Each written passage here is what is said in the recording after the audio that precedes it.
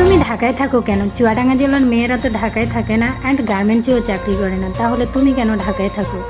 আর তোমার গ্রামের বাড়ি কোথায়? তুমি কখনো গ্রামের নাম বলতে চাও না, কিসের জন্য? তো আপনাদের এত এত প্রশ্ন, ঠিক আছে, আমি তো কমেন্ট বক্সে এত প্রশ্নের উত্তর দিতে পারি না, বাট এত রিপ্লাই দেওয়ার সময়ও থাকে না। সো মানুষ পরিস্থিতির কারণে পড়ে একমাত্র ঢাকায় আসে, গার্মেন্টসে চাকরি করে।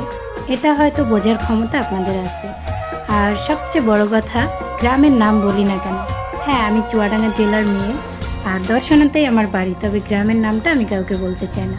তবে হ্যাঁ, বলবো, গ্রামের নামটা তখনই বলবো যখন আমার বিয়ে হবে, তারপরে আমি আমার গ্রামের নামটা সবাইকে বলে দিব। কিন্তু এই মুহূর্তে আমি গ্রামের নাম বলতে পারবো না।